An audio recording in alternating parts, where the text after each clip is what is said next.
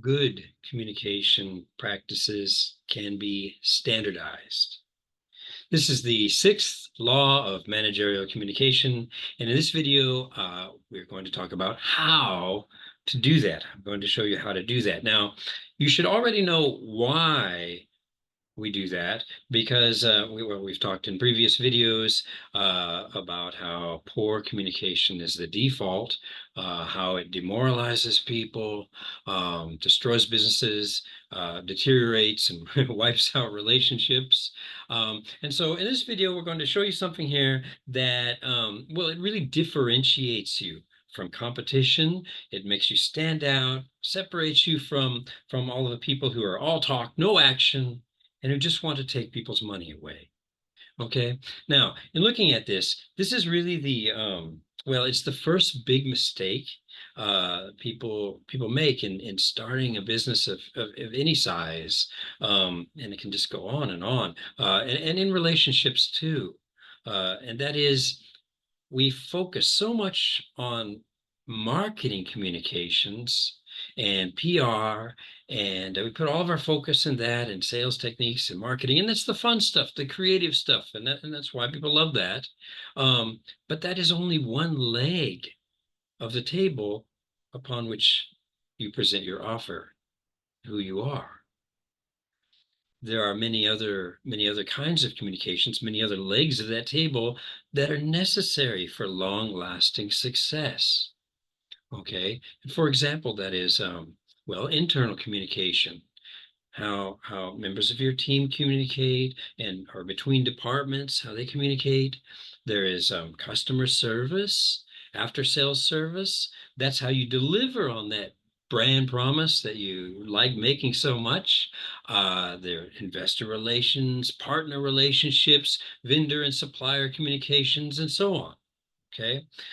There are many other legs to this table, and they are necessary. We can't really emphasize enough that most businesses fail, and that's a reality. And lack of communication is one part of that. Okay. 50% of marriages are ending in divorce. You'd better believe that lack of good communication is part of that. So what we want to do here in this is I'll show you my system for making good communication practices, turning them into a brand standard. That means bringing good communication practices into your normal behavior. And so it's what you do on a daily basis. Okay. And this is going to improve your relationships. And that's what an organization is, a bunch of relationships. Okay. So this is what I do. Now, our aim in doing this is obviously to make long-lasting communications of mutual understanding, okay, and clarity. The conditions in which the system has to be created, okay, you need something that's easy to read, easy to listen to, easy to understand, and you're going to need something that's communications that are easy to write, easy to speak, easy to create, okay, because we have to do them consistently. Now, I have four channels. Okay, we have four channels in an organization here, or maybe a relationship, if you will, where we can set this up. All right. No reason to neglect this. Okay, you need to do this, and they're going to be moving from less personal contact to more personal contact. We begin with emails, then telephones, then presentations, and meetings. Fourth. Okay, let me say a little bit about each one, give you an idea of the strategy that you need to set up and follow in each one of these. We begin with emails. All right. Now, here the focus is going to be on setting up standard professional structures and standard professional phrases. Okay, they are standard because they're like a code. That means that you don't have to, and try to create a piece of art each time. It's something that's easy to write. You know what it means, and your reader knows what it means. Now, there is very little context in writing. This means that we always have to refer to things, okay? I'm giving you an example here. When someone writes you an email, we're going to reply with thank you. And that's good etiquette. That always keeps a good feeling. Thank you. And then we're going to repeat a little bit of what what they wrote us about. All right. That way they know that we know. Again, we're answering the situation of low context. Okay. Because if we don't, then we have no way, they have no way to know we know what they're talking about. So we always have to do that. So thank you for your email regarding dot dot dot. Repeat what they were talking about. Now, that's just one small example of the structures that we set up that you do automatically every time you're writing emails, and people, you actually training your readers to come to understand that and look for the information in certain places. Okay. Then we move to telephones, and this involves, any kind of what we used to call conference call or a video where the cameras are off. All right, so it's just the voice. And here the focus is on strategies to improve clarification and engagement in the conversation. Okay, now understand the process that's going on here from less personal contact to more. So we were focusing on standard professional structures and phrases. Okay, in the first part with the email, and this sets up a good foundation. Moving to strategies for clarification and engagement in the conversation. All right. Next, we are moving to presentations. Now, presentations happen in all areas of our life, informal and formal. It could be a very important meeting, a seminar. It could be just explaining or describing things for people. Okay, it's happening in our professional and our personal life.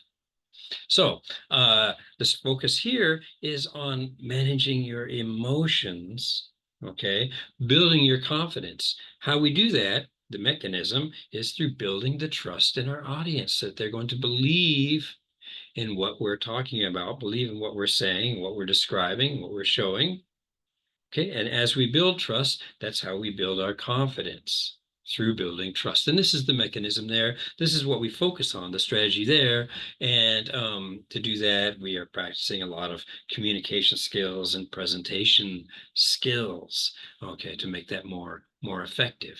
So you see, again, we're working from professional structures and phrases, strategies to increase clarification, improve engagement. Okay, we're moving this direction to managing yourself, intrapersonal communication, and intra and interpersonal communication. Okay, and next we go to meetings. This is the fourth one. Okay, and the focus here is on the process, because this is going to be like a lot of presentations here, where we were looking at the strategies of interpersonal communication, understanding our goal and the outcomes that our audience needs, and helping us to answer their questions. So in the meetings here, okay, all of those presentation skills we're taking in the meetings, we're going to take that into being sort of multi-dimensional, multi-directional presentations, many going on at the same time.